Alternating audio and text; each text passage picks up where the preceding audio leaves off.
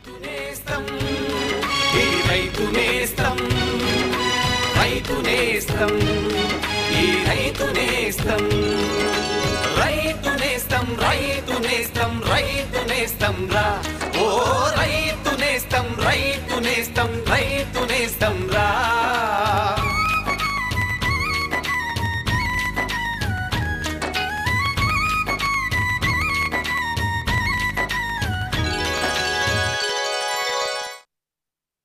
విత్తనం విత్తిన దగ్గర నుండి పంట మార్కెట్కు చేరే వరకు క్షేత్రస్థాయిలో కర్షకుడికి ఎదురయ్యే ప్రతి సమస్యకు నేనున్నానంటూ తోడుగా నిలిచే మన రైతు నేస్తం కార్యక్రమానికి స్వాగతం.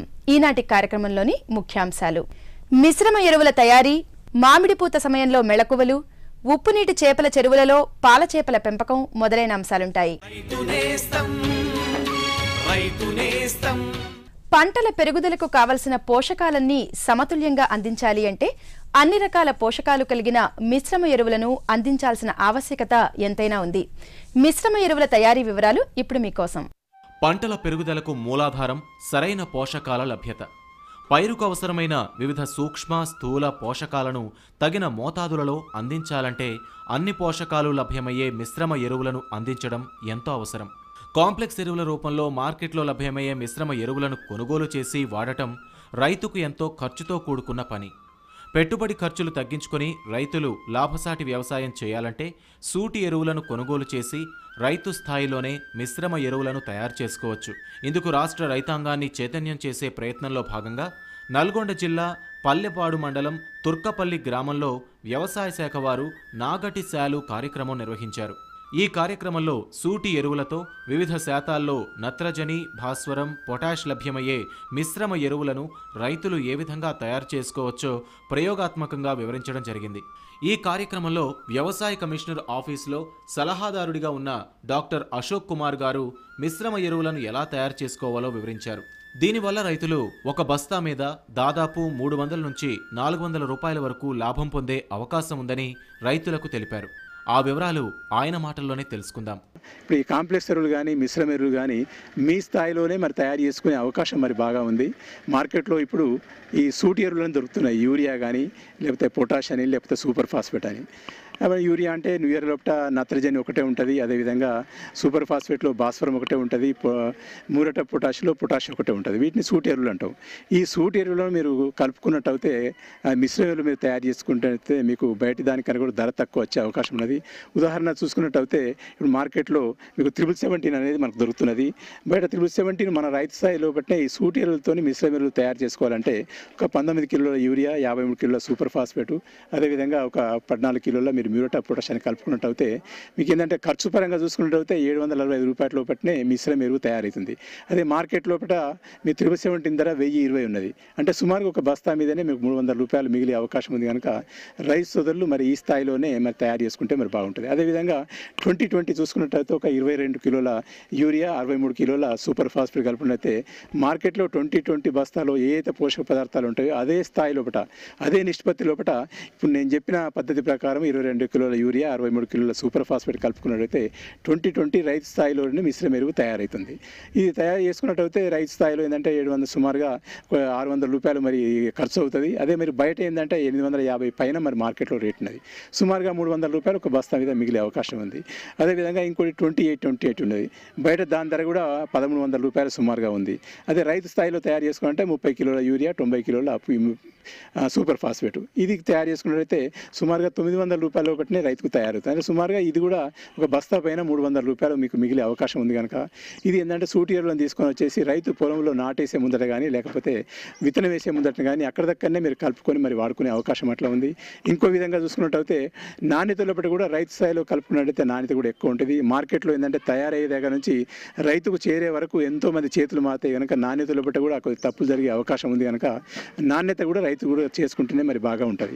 అలాగే రైతులు వివిధ మిశ్రమ ఎరువుల తయారీ గురించి వెలిబుచ్చిన సందేహాలకు వివరంగా సమాధానాలిచ్చారు. సార్ మా పల్లెపాడు, నా పేరు జాయిలపురం భూమయ్య. మరి మేము 28 తయారు చేయాలనుకుంటున్నాం. ఏదెంత కలపాలి మాకు చూపిస్తే స్పష్టంగా తయారు చేసుకుంటాం, వాడుకుంటాం. 28 మీరు మిశ్రమ ఎరువు మీరు తయారు చేసుకోవాలంటే యూరియా 30 కిలోలు 90 కిలోలు సూపర్ ఫాస్ఫేట్ ఈ రెండు కలుపుకున్నట్టయితే మీరు మార్కెట్లో ఏదైతే 28 దొరుకుతుందో దాంట్లో ఉండే నిష్పత్తి ప్రకారమే ఈ రెండు కలుపుకున్నట్టయితే అదే మీదుగా పోషక పదార్థాలు లభ్యమయ్యే అవకాశం అట్లా ఉంటుంది. మరి ధర లోపల చూసుకున్నట్టయితే బయటది 1300 రూపాయలది, మీరు తయారు చేసుకున్నట్టయితే 900 రూపాయలు అవుతుంది. నా పేరు నర్సిరెడ్డి. ఈ 2020 తయారు చేయాలనుకుంటే ఏమేమి కలపాలి, ఎంతెంత కలుపుకోవాలి, మీరు దాన్ని సూచనలు ఇస్తే మేము దాన్ని తయారు చేసుకుంటాం సార్ మా గ్రామంలోనే. 20 మీరు తయారు చేసుకోవాలనుకుంటే మీకు ఒక 22 కిలోల యూరియా 63 కిలోల సూపర్ ఫాస్ఫేట్ ఈ మిశ్రమం ఈ నిష్పత్తిలో కూడా మీరు కలుపుకొని తయారు చేసుకుంటే బయట దొరికే 20 బస్తాలు ఎంతైతే పోషక పదార్థాలు ఉంటాయో ఈ మిశ్రమంలో కూడా అన్ని పోషక పదార్థాలు ఉంటాయి. మీరు ధర చూసుకున్నట్టయితే సుమారుగా 600 రూపాయలు మీరు తయారు చేసుకుంటే అవుతుంది, బయట 850 రూపాయల పైన ధర ఉన్నది. నా పేరు బాలస్వామి, మా గ్రామం పల్లెపాడు. ఈ మిశ్రమ ఎరువులు 17 తయారు చేసుకోవాలనుకుంటే ఏ విధంగా తయారు చేసుకోవాలి కొంచెం వివరించండి. 3-17లో నత్రజని 17% ఉంటుంది, భాస్వరం 17%, పొటాష్ 17%. ఇది మీ స్థాయిలోనే సూటిలను కలుపుకొని మీరు వాడుకున్నట్టయితే యూరియా అయితే సుమారుగా 19 కిలోలు, అదేవిధంగా సూపర్ ఫాస్ఫేట్ 53 కిలోలు, అదేవిధంగా మ్యూరేట్ ఆఫ్ పొటాష్ 14 కిలోలు. ఇవి కలుపుకున్నట్టయితే మీరు సుమారుగా 760 రూపాయలు మీకు ధర అవుతుంది. అదేవిధంగా బయట చూసినట్టయితే 1020 పైన ఉన్న ధర. ఈ విధంగా రైతు శ్రేయస్సు కోరి సాగు ఖర్చులు తగ్గించుకునేందుకు శాస్త్రీయ విషయాలపై రైతులకు పరిజ్ఞానం కలిగిస్తూ వ్యవసాయ శాఖ వారు నిర్వహిస్తున్న వివిధ కార్యక్రమాల్లో పాల్గొని వారి సలహాలను పాటిస్తే మంచి లాభాన్ని పొందగలరు. ఇదిగో ఇంకా చెప్పు.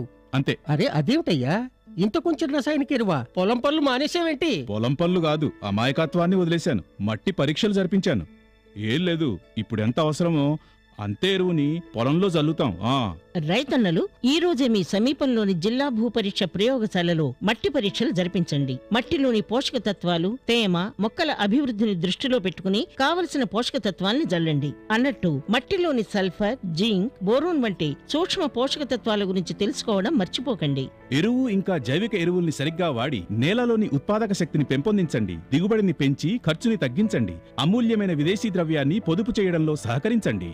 అంతేకాదు కొద్దిగా నత్రజనిని అందించే ఎరువులు అంటే వేపతో కూడిన యూరియాకి ప్రాధాన్యతనివ్వండి. ఆకుల మీద యూరియాని జల్లండి. అరే వా, నిజంగానే తెలివైన వాడు అయ్యావే. అధిక సమాచారానికి సంప్రదించండి జిల్లా వ్యవసాయ అధికారి లేదా కిసాన్ కాల్ సెంటర్.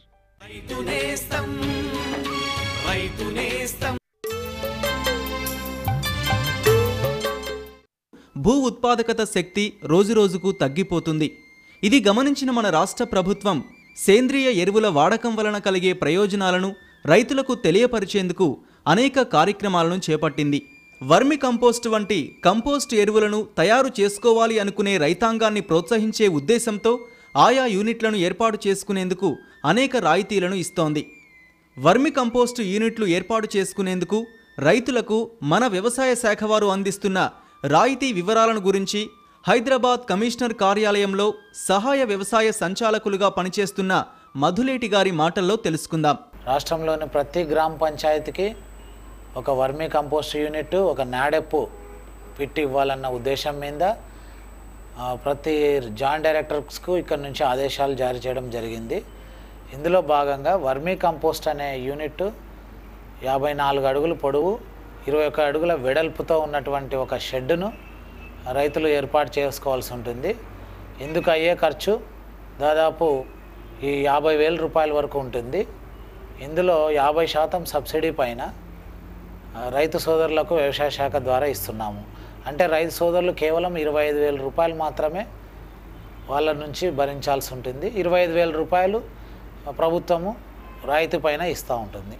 ఇదే వర్మీ కంపోస్ట్ వేసుకున్న రైతుకు నాడెప్ పిట్ అంటారు దాన్ని. అంటే నాడెప్ NADEP నారాయణ్ దేవరావు పండరీ పాండే అనే ఒక రైతు, ఒక ఆర్గనైజేషన్, NGO ఆర్గనైజేషన్ రైతు సృష్టించబడినటువంటి ఈ పిట్టుని పేరే నాడెప్ అని పేరు పెట్టడం జరిగింది. ఈ నాడెప్ పిట్లు కూడా దాదాపు 10,000 రూపాయలు మొత్తం ఖరీదు అవుతాయి. అందులో 5,000 రూపాయలు సబ్సిడీ వ్యవసాయ శాఖనే రైతుల తరఫున భరిస్తూ ఉంది.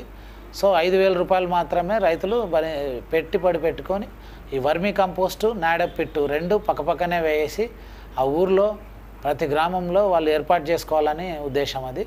ఈ నాడెప్పిట్టే మాత్రము భూమికి పైన ఈ ఇటుకలతో ఏర్పాటు చేసుకొని గాలి పోవడానికి, లోపలికి వెళ్ళి బయటకు రావడానికి ఉండేటట్టు గాలి రంధ్రాలు పెట్టడం జరుగుతూ ఉంటుంది. ఇందులో ఎలాంటి మనము పెట్టుబడి పెట్టి వేస్ట్ మెటీరియల్కి పెట్టాల్సిన అవసరమే లేదు. అన్ని మనకు లోకల్గా మన గ్రామాల్లో దొరికే ప్రతి వేస్ట్ పదార్థము దాంట్లో వేసుకొని మట్టి ఒక పొర, ఈ వేస్ట్ పదార్థాలు ఒక పొర, ఇలాంటివన్నీ దాన్ని వేసుకొని ఒక 70 నుంచి 80 రోజుల లోపల ఈ తయారవుతుంది ఎరువు. తయారైన ఎరువు కూడా చాలా నత్రజని విలువలు కానీ, భాస్వరం విలువలు కానీ, పొటాష్ విలువలు కానీ ఎంతో మంచిదనంగా రైతులకు తీసుకొని మన పొలాలకు ఉపయోగించినట్లయితే మన పొలమే బాగుండడం కాకుండా మంచి పంటలు మనము పండించుకోవచ్చు. వర్మి హ్యాచరీకి అయితే కానీ మొత్తం ఖరీదు 1,50,000 అవుతుంటే అందులో 75,000 రూపాయలు మనము సబ్సిడీ పైన రైతుకు అందిస్తున్నాం. 75,000 రూపాయలు రైతు పెట్టుకొని వాటిని షెడ్ ఏర్పాటు చేసుకోవడం జరుగుతూ ఉంది. షెడ్ వచ్చి 54 అడుగులు పొడవు, వెడల్పు 27 అడుగులు ఉంటుంది. ఇందులో బెడ్స్ మాత్రం 5 వేయాల్సి ఉంటుంది. 5 బెడ్లు ఉంటాయి. ఒక్కొక్క బెడ్ కొలతలు వచ్చి 50 అడుగులు పొడవు, 3 అడుగులు వెడల్పు, 1 అడుగు ఎత్తు. ఇలా ఈ వర్మి హ్యాచరీలో వచ్చేటివి ఒక హ్యాచరీలో వానపాముల ఉత్పత్తే కాకుండా వర్మి కంపోస్ట్ కూడా తయారవుతుంది. ఆ కంపోస్ట్ తయారైనది కూడా మనము పొలాలలో వేసుకోవచ్చు. ఈ పొలాలలో వేసుకోవడానికి ఈ ఉత్పత్తి అయినటువంటి వర్మి కంపోస్టు ఎకరాకు 1 టన్ను దాకా వేసుకోవచ్చు.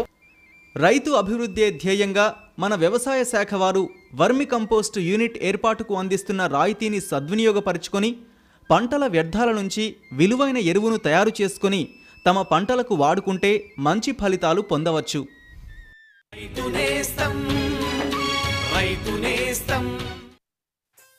అమ్మా, అన్నం పెట్టవా?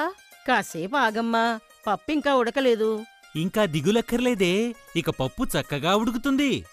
అర్థం కాలా? ఇప్పుడు ఎన్ఎఫ్ఎస్ఎం కింద పప్పు దినుసుల దిగుబడి పెంచే పద్ధతులను తెలిపే 1000 ప్రాంతాలను ఎంపిక చేశారు. అందులో మన ప్రాంతం కూడా ఉంది. దానివల్ల మనకేంటి లాభం? మన 5 ఎకరాల పొలం కోసం ఎరువు, కీటకనాశనులే కాకుండా మంచి విత్తనాల కిట్ కూడా ఇస్తారు. ఈ పప్పు దినుసులంతా మనమేం చేస్తాం? చెప్తా విను. ప్రభుత్వం పప్పు దినుసుల కనిష్ట మద్దతు ధరను బాగా పెంచింది. ఇంకా వాటి కొనుగోలుకు కూడా అన్ని ఏర్పాట్లు చేసింది. దానివల్ల ఆదాయం పెరుగుతుంది. మన పాప మంచి స్కూల్లో చేరి వ్యవసాయ శాస్త్రవేత్త అవుతుంది.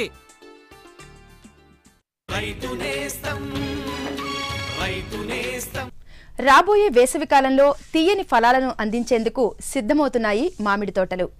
పూత దశలోనూ పూత సమయానికి దగ్గరగాను ఉన్న మామిడి తోటల్లో ఎలాంటి మెళకువలు పాటిస్తే మంచి పూత, అధిక పిందెలతో అధిక కాయ దిగుబడి పొందవచ్చో ఇప్పుడు తెలుసుకుందాం. మన రాష్ట్రంలో పండ్ల తోటల విస్తీర్ణంలో ప్రధాన భాగాన్ని ఆక్రమించి ఉత్పత్తిలో ప్రథమ స్థానంలో ఉంది మామిడి. వేసవికాలం సమీపించనున్న ప్రస్తుత సమయంలో మామిడి తోటలు పూతకు సిద్ధమవుతున్నాయి. తోటల్లో అధిక పూతను పొందడంతో పాటు పూత రాలకుండా తగిన జాగ్రత్తలు వహించినప్పుడే రైతులు మంచి కాయ దిగుబడి పొందే అవకాశం ఉంటుంది.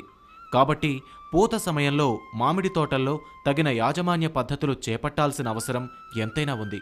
మామిడి పూత సమయంలో పాటించాల్సిన మెళకువల గురించి సంగారెడ్డి ఫల పరిశోధనా స్థానం సీనియర్ శాస్త్రవేత్త డాక్టర్ ఏ భగవాన్ గారి మాటల్లో తెలుసుకుందాం. అంటే పూతంతా కూడా చెట్టులో 60% నుంచి 70% పూతంతా కూడా బయటికి వచ్చిన తర్వాత మామిడి చెట్లకి నీళ్లు పెట్టడం చాలా అవసరము. ఈ విధంగా నీళ్ళు కనుక పెట్టినట్టయితే త్వరగా పిందెలు కట్టి అధిక దిగుబడి వచ్చడానికి అవకాశం ఉంది. అయితే ఇటువంటి అవసరం మనకి జనవరి 15 తర్వాత నుంచి వచ్చే అవకాశం ఉంది. అంటే ఇప్పుడంతా పూత మొగ్గ బయటకు వస్తుంది కనుక ఇంకో 15 రోజుల వరకు మనం నీరు పెట్టకుండా ఉంచి జనవరి 15 తర్వాత కనుక మనం నీరు పెట్టినట్లయితే ఇంకా పూత మొగ్గలు తయారైనవన్నీ కూడా మొత్తం బయటికి వచ్చేసి పిందెలు బాగా కట్టి అధిక దిగుబడి అవకాశం ఉంది. మనకి మామిడిలో పూత ఎంత వచ్చిందే అన్న దానికంటే కూడా వచ్చిన పూతని మనం కాపాడుకొని దాని నుంచి అధిక దిగుబడి ఎలా విధంగా తీసుకోవాలో రైతులు గమనించదగిన విషయం. దీంట్లో భాగంగా మామిడి పూత దశలో వచ్చే ముఖ్యమైన తెగులు బూడిద రోగం. అయితే ఈ బూడిద రోగం అనేది మనకి నీరు కట్టిన వెంబడే వారం తర్వాతనే మనకి ఈ యొక్క పూతంతా కూడా విప్పుకున్న తర్వాత, అంటే తెల్లపూత దశ అంటాం. ఈ తెల్లపూత దశలో బూజులాగా మొత్తం పూతంత మీద కూడా వచ్చి మనకి పూతంతా రాలిపోవడము, మరి పిందెలు కట్టకుండా ఉండిపోవడము, లేదా పిందెలు కట్టిన తర్వాత కూడా పిందెలు పసుపచ్చగా మారి రాలిపోవడం జరుగుతుంది. మరి దీనికి నివారణకు గాను మనం నీటిలో కరిగే గంధకము 3 గ్రాములు 1 లీటర్ నీటికి కలిపి మనం పిచికారీ చేసుకోవాలి.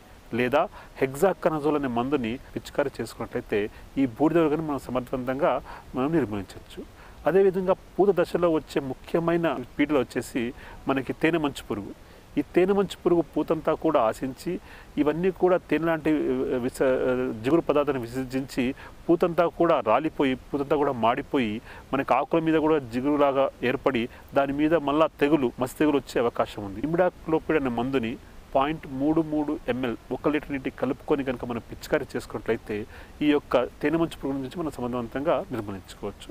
ఈ విధంగా మామిడిలో వచ్చే ముఖ్యమైన చీడపీడలను మనం రైతులు గమనించుకొని జనవరి మాసంలోనే ఈ రెండింటికి తగు నివారణ చర్య కనుక తీసుకున్నట్లయితే మనకు పిందెలు కట్టి ఫిబ్రవరి 1వ వారం 2వ వారం కల్లా పిందెలు బాగా కడుతుంది. మరి ఈ పిందెలు రావడం కనుక ముఖ్య కారణం వచ్చేసి ఒకటి నీటి ఎద్దడి కనుక ఉంటే, అంటే నీరు మనం సరిగ్గా చెట్టుకు ఇవ్వకపోతే పిందెలు రావడం జరుగుతుంది. అదేవిధంగా మామిడిలో పోషక పదార్థాలు సరిగ్గా లేకుంటే కూడా, అంటే మనము జూన్ జూలై మాసంలో నిర్దేశించిన ఎరువులు మనం చెట్టుకు కనుక ఇవ్వనట్లయితే కూడా ఈ పిందెలు రావడం జరుగుతుంది. ఇంకొక కారణం ఏంటంటే మనకి ఈ హార్మోన్ లోపం వల్ల కూడా పిందెలు రాలే అవకాశం ఉంది. సో ఈ 3 కారణాల వల్ల పిందెలు రాలుతాయి కనుక ఈ 3 కారణాల్లో ముఖ్యంగా నీటి ఎద్దడి లేకుండా మనం నివారించుకోవాలి. చెట్లకి చేసుకున్నట్లయితే పిందెలు రావడం తగ్గుతుంది.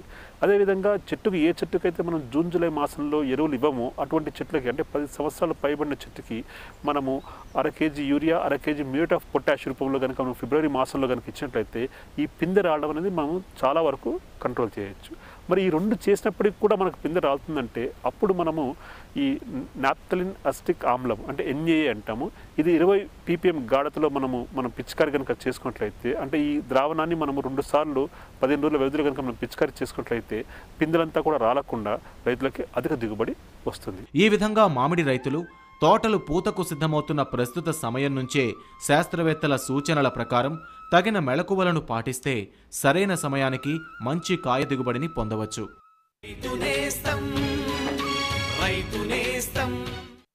సత్తుపల్లి గ్రామంలోని ఫకీరు బాబాకు ఉంది ఎంతో మహత్తు. అంతా అనేవారు బాబా మీరు తలరాతను మార్చేస్తారని. వ్యవసాయం గురించి ఆయన చెప్పే మాటలతో పంటలు చాలా బాగా పండేవి. అయితే ఒకరోజు ఫకీరు బాబా రహస్యం బట్టబయలైంది.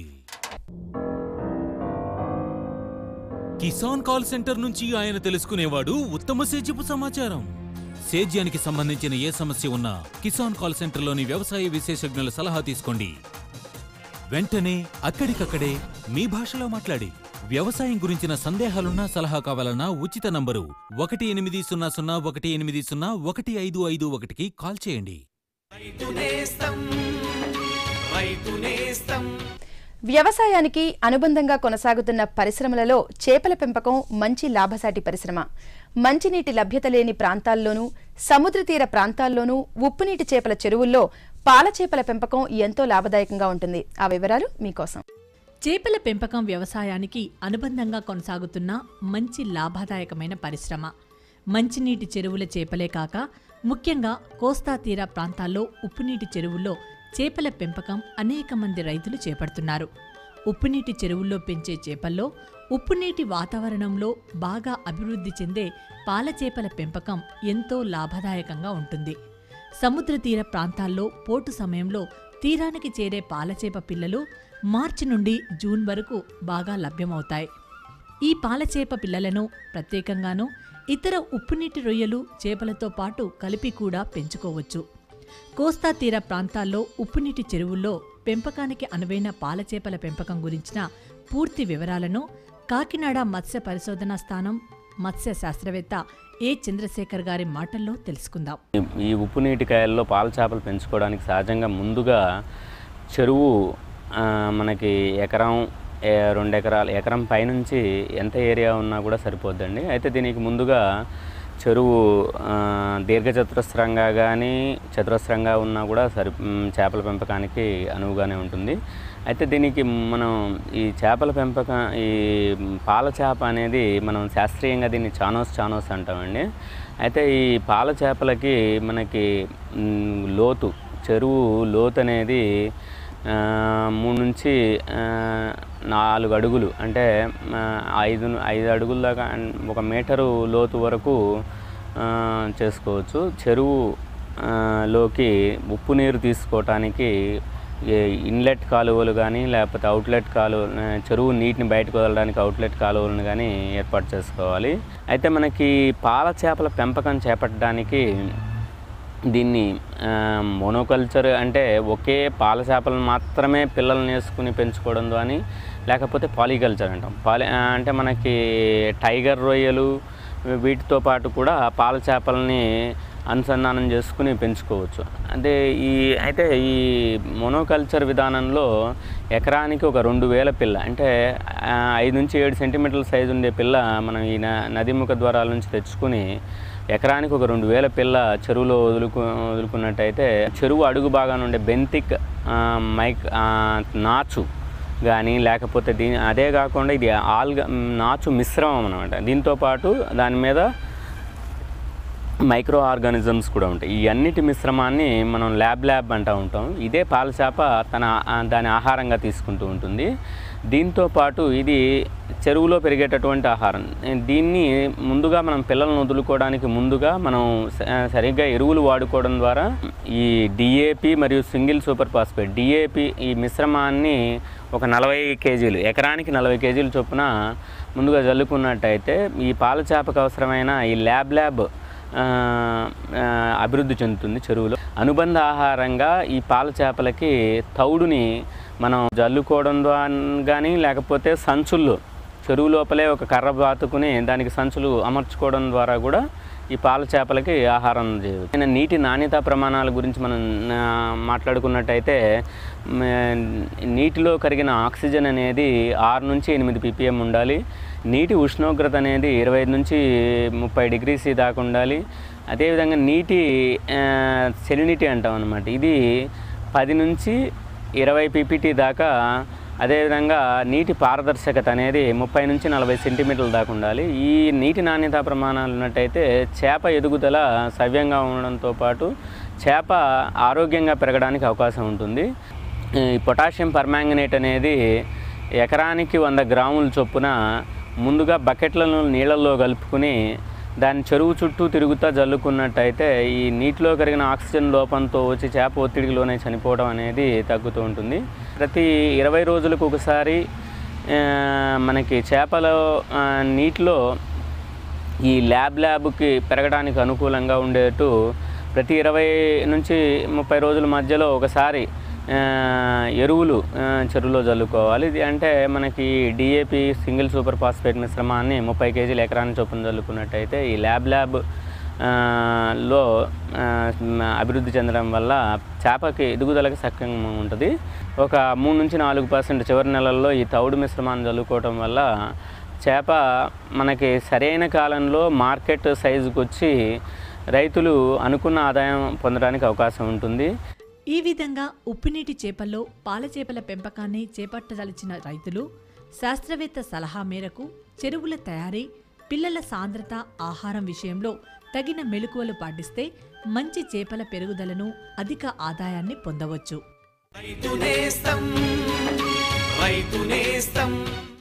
రైతు నేస్తం కార్యక్రమంపై మీ సలహాలు, సూచనలు తెలియచేయవలసిన మా చిరునామా రైతు నేస్తం, కేర్ ఆఫ్ డైరెక్టర్, దూరదర్శన్ కేంద్రం, రామాంతపూర్, హైదరాబాద్ 500013.